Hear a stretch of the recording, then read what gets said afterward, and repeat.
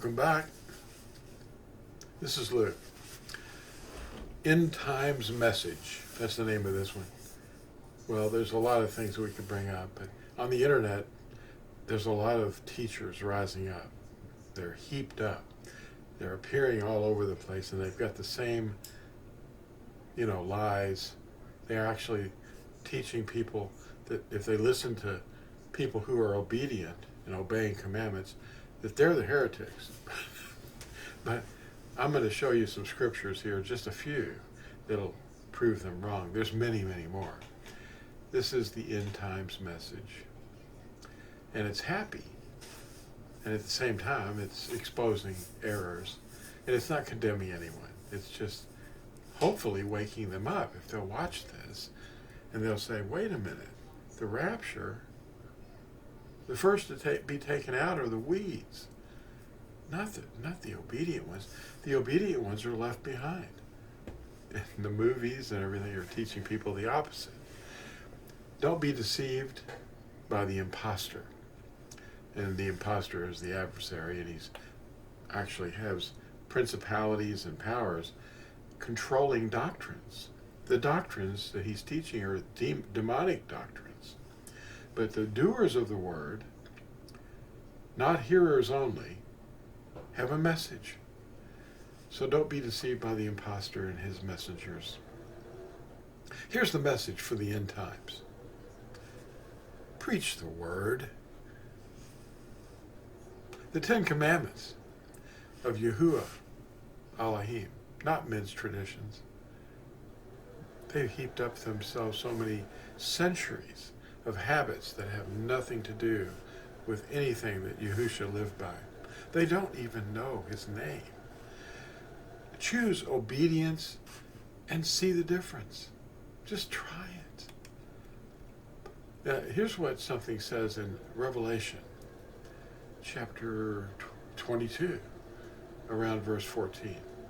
This is really strange, because this is the truth, and the error is overwhelming it at the moment.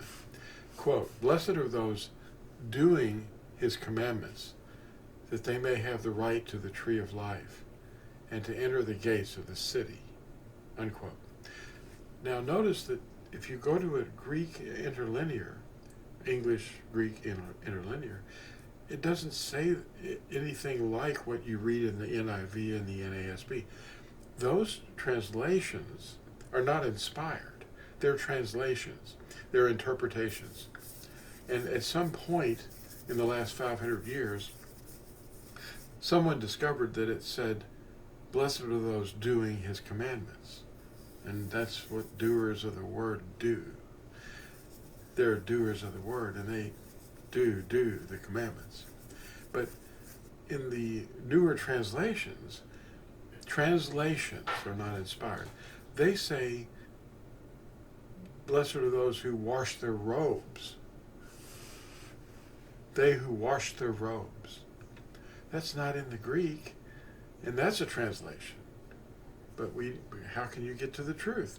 Well, you go to the oldest translation you can get. The oldest Greek translation is 3rd century. And it says, "Blessed are those doing his commandments." And that's what the King James Version says. But someone woke up and said, "Whoa, wait, if they read this book of Revelation, look out." But the King James isn't all wrong. It's just got some weird things going on, and it has Passover translated as Easter, the Earth Mother, in one place. I think that's Acts 12:4. And it removes his name entirely, takes it out. They accepted the Latin Vulgate to translate Dominus into Lord. So they expunged his name, just like the Latin Vulgate did.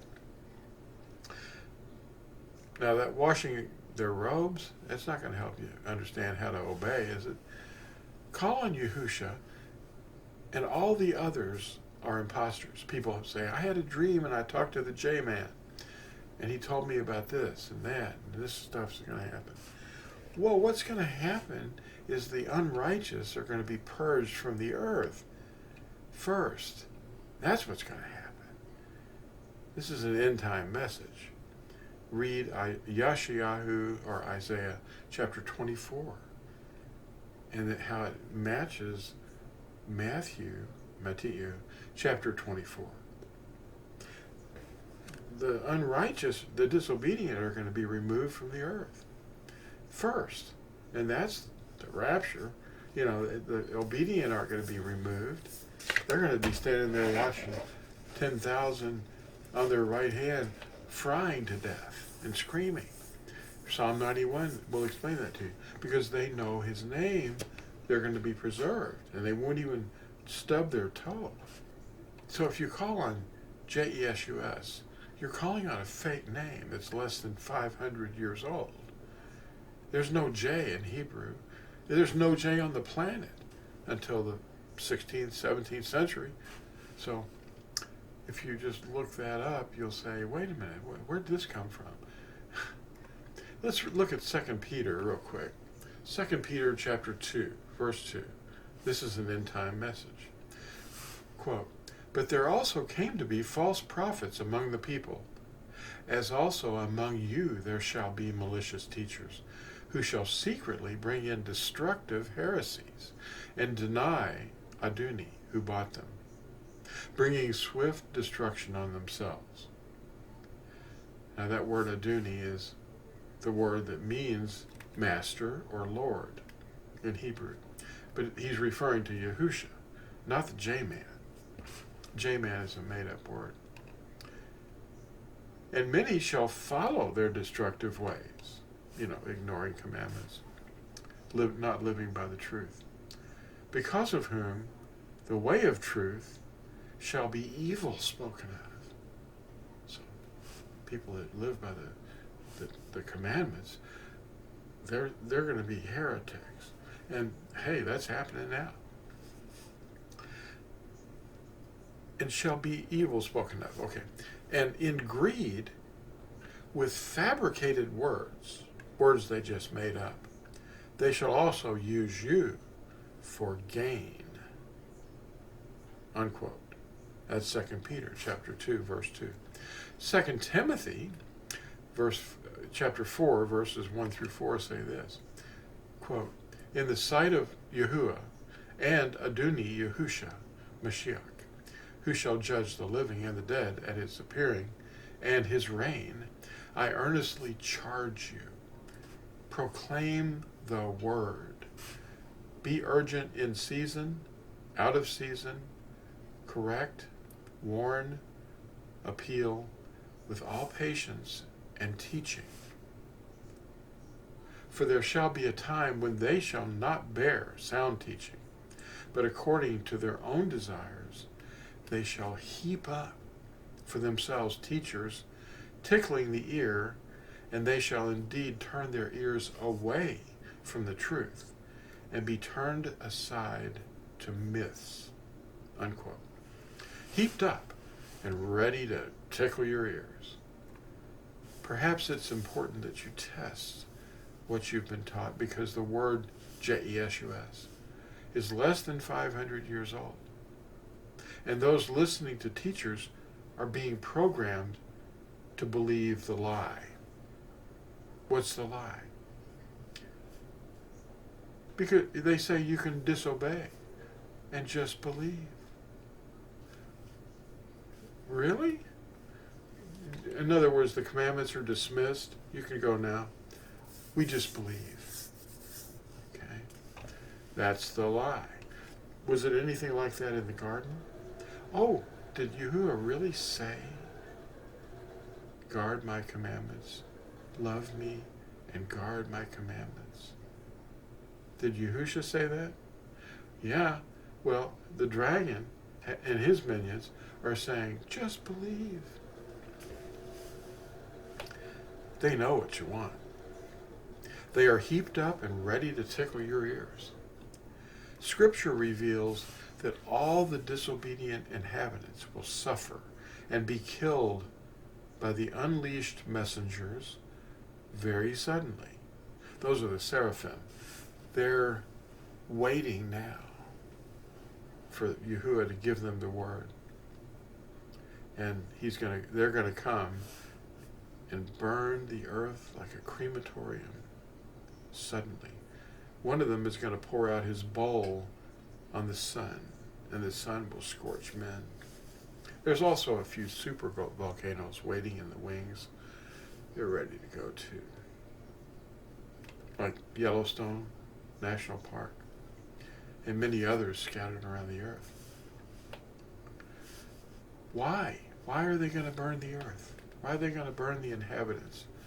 They believe they're teachers and disobey the everlasting covenant of love, the 10 Commandments.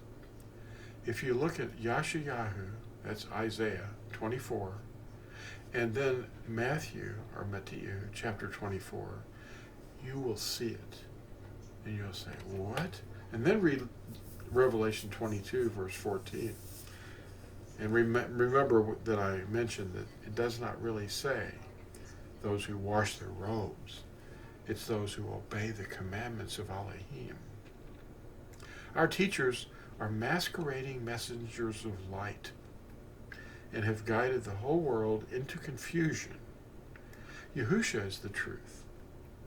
JESUS is less than 500 years old. Reject false teachings and repent quick. Let's get transliterated. Only the Hebrew is inspired. The translations are interpretations, and most fail to express the proper transliteration, that's the sound of the word, for the Hebrew name at Acts 7, verse 45, and Ibrahim or Hebrews chapter 4, verse 8. Look at the interlinear, and you'll see that they're not teaching the truth. The first use of the word Yahusha is Numbers 13, verse 16. You must look at an interlinear, Hebrew, English, revealing that Musha, that's Moses, called Husha, they think his name is Hosea, Yahusha. He changed his name to Yahusha by adding one letter to the beginning of the name Husha. The inspired source at Numbers 13:16, the Hebrew letters show you Yod, He, Ua, Shin, Ayin, 5 letters. And they look like this in real Hebrew. Oh, what's this? This is the Tetragrammaton, the name of Yahuwah. And this is Yahusha. 5 letters, read right to left. Yod, He, Ua, Shin, Ayin. And it describes the same person the uninspired transliterations into Greek are referring to. The Greek fails in transliteration, having no sound for SH. The sound sh doesn't exist in Greek. The letter J is not used until well into the 17th century. So his name can't be what the world has been taught. The first edition of the King James Version spells the name of Yahusha the same as the Latin Vulgate, IESV, which is really Yesu, which the Anglican Catholic translators used as its direct guide. Dominus, in Latin, was carried over in its meaning Lord into the English. So you got the Latin Vulgate, Dominus, replacing the name of Yahuwah 6,823 times.